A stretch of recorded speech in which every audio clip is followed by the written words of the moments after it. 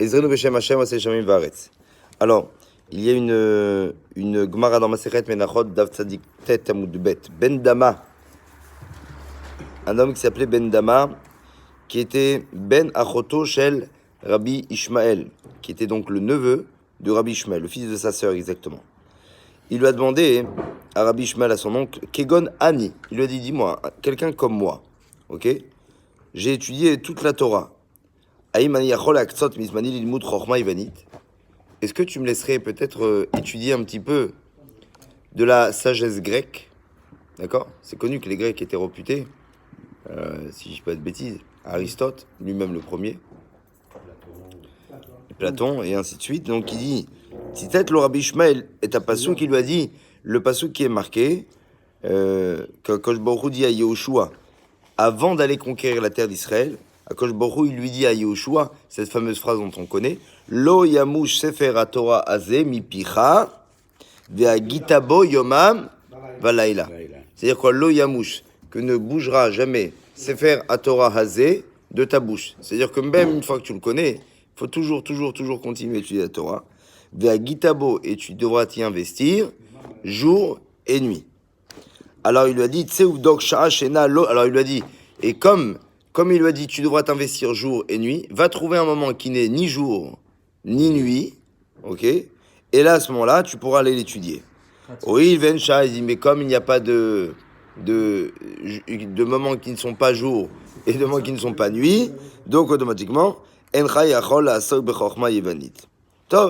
voilà la discussion qui est connue d'ailleurs dans le Talmud. Beaucoup font référence dessus. Ici, dit-il, allez-nous la combe la mode beira kasher maskrim et shmo shel Ben Dama. La matière de la Torah, que vous imaginez l'homme, le neveu de Rabbi Ishmael, quand même, qui est en mesure de dire, la matière de la Torah. Il dit, comme moi, par exemple, quelqu'un comme moi, qui a étudié toute la Torah. C'est fort, quand même. C'est très fort. Quelqu'un qui est censé avoir étudié la Torah, il est censé aussi être habité par une sorte d'humilité. C'est-à-dire quoi? La matière kol à Torah kula. J'ai étudié toute la Torah. Tu peux dire j'ai étudié beaucoup de Torah. Mais de dire tout, impossible. Qui peut dire une chose pareille? Hein, Léon? Impossible. Fayot, là. C'est un Fayot. Je sais pas, je te vois quand tu as 5 ans avec ta prof.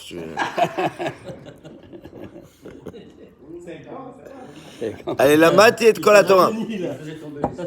Allez. Tamid Chacham Muflag. לא הגיע לרבי ישמעאל בשל הסתם, הוא לא חיפש במה למלא את הזמן. איש צדיק חסיד ותלמיד חכם יכול להגות בתורה יום ולילה ויראה סיפוק גדוש. ככל הנראה היה בן דמה זקוק לעסוק במלאכה לצורך פרנסה. ומדי שהיה לו קשה פרנסה, מותר לאדם להתבטל מתורה לצורך פרנסתו. מדוע איפה השיב לו רבי ישמעאל למוש ספר התורה זה מפיך, מהיכן יתפרנס? Quelque part, ce qu'on va essayer de comprendre, c'est que cet homme-là, peut-être qu'il voulait juste essayer de trouver une source de parnassa.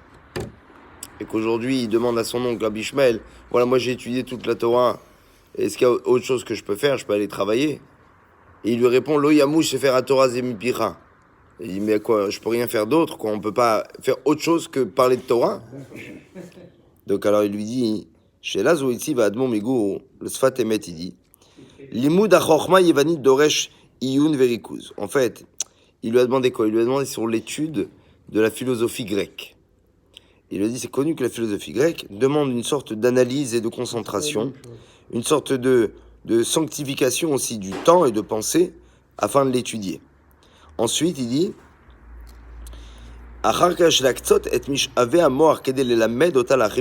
ensuite, si tu veux en faire de ton métier cette philosophie-là, c'est qu'il faut que tu l'intègres au point que tu en deviennes même un enseignant, ok, uniquement de cette philosophie. Et il dit, ou les filles d'Argatok voient chez le Ben Dama, il ministre le Rabbi Ishmael Echapes par la Sakazou chez Mocho Moshevotav le Shita Abdullah, chez Loueken Besovach de l'avoir Gavizon. En fait, ce qu'il vient lui dire ici, son oncle, c'est-à-dire que ça va être tellement prise de tête, mais pas dans le sens péjoratif, c'est-à-dire ça va être tellement lui prendre le cerveau qu'il va lui dire à un moment donné, tu vas perdre de ta Torah. Lo yamouch sefer Torah zempira. Donc il lui dit en clair, va chercher une autre parnassa que celui d'être un philosophe grec. Bien sûr. Il dit en fait, grâce à ça, on peut comprendre autre chose, d'après ce que vient de dire le Sfat Emet maintenant. Les Kaim Brina Uchani Liod Urim Moshem Iletsor Kelim la Kabbalat Yehud Veuchanu Gam Etzali Iladim. C'est-à-dire que même des enfants que Akadosh Baruch Hu leur a donné l'intelligence. Il y a des enfants qui sont de nature, qui ont reçu, on va dire, une sorte de capacité déjà assez avancée. Il dit, Tichnun Achaim, admettons par exemple l'établissement d'une vie, de nos actions. Tichnun Atroumi Aïsouk Shaloni Mutzlach Meod Imu Yavim Becheshbon Gam et Aretzon Taruchanim Shelanu.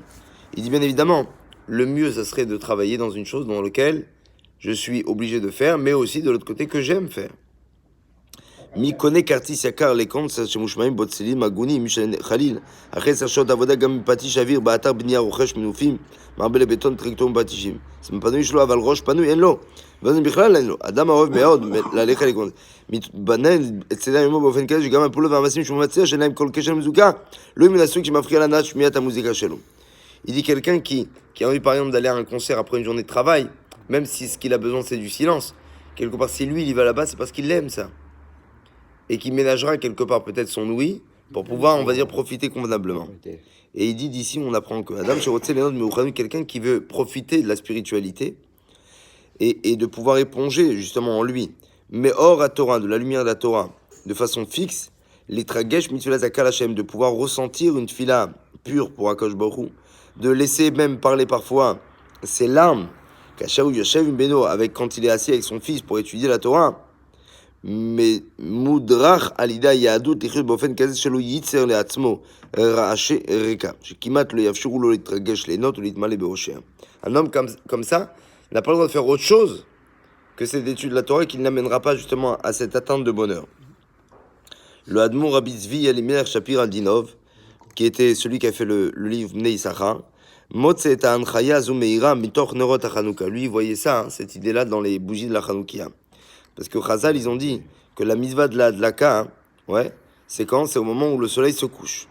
En fait, le soleil se couche, c'est pas le jour et c'est pas la nuit. Il dit Anumadlikim beitrakshut nerot Chanukah, semel haruchanut hateora, Hashem mirat neshmat migale anu betnishmatum bekach anu matzirim, ki anu zochim shebechol shaot hayamama lenu litnaik באופן כזה, שבזמן הרוחניות שלנו נוכל ליהנות מן האור השופע. Ce qui veut dire que même dans un moment où il n'est pas jour et il n'est pas nuit, qu'est-ce qu'il fait le juif? Il rallume les bougies, c'est-à-dire qu'il recharge les batteries. Ouais, non, c'est-à-dire que même là, on impose les mitzvot à Akadosh Baruch Hu. Pourquoi on impose à ce moment-là? Il y voyait ici un message, c'est pour te dire que tu as étudié le jour, maintenant tu vas allumer la Hanouka et tu vas commencer à étudier après la nuit. Autrement dit, il n'y a pas d'arrêt dans les actions du juif. Bon, moi, ce que je comprends, j'ai pas fait le tour de l'analyse de la question, je pense, mais ce que je comprends d'ici, c'est que quand le neveu de Rabbi Shmuel lui dit Kegon Ani chez la matet de la Torah Kula, c'est-à-dire que ça fait très prétentieux, mais on est obligé d'être devant une réalité. C'était véritablement un grand Talmid Chacham. Donc voilà, donc il lui a répondu en fonction de lui, de lui dire écoute, pour quelqu'un comme toi qui ressent, on va dire, qui est tellement habité par la Torah, toi tu peux pas te permettre de la délaisser. Parce que quelque part, faire cette philosophie que tu vas faire, peut-être que tu seras très fort dedans, mais ça va te causer le fait de perdre justement cette sensibilité à la Torah que tu as. C'est pas forcément la réponse qu'il aurait donnée à tout le monde. Et donc c'est pour ça il dit, il faut joindre aussi cette utilité de la spiritualité, si quelqu'un il ressent ces choses-là, à même de pouvoir en exercer même son métier là. D'accord? C'est pas évident. Moi je sais que ça c'était une chose qui faisait peur à plus d'un avraire. Quand on doit quitter le kollel, à un moment donné, le kollel il est plus suffisant pour. C'est à un moment donné le kollel il est plus une source de parnassa suffisante pour beaucoup d'avreichim. C'est pas évident. Tu peux pas rester un avraire toute ta vie au kollel en Israël. Donc la majorité, je dis bien la majorité, attention, c'est la majorité, ils sont obligés de sortir pour aller travailler. Quand tu vas trouver un métier, je pense que le souhait le plus profond d'un avraire, c'est de pouvoir trouver un métier qui le ramène quelque part à être toujours dans cette ambiance de Torah. Mais il est moins considéré que ceux qui restent à voir continuellement. Bon, ça c'est subjectif. Comment?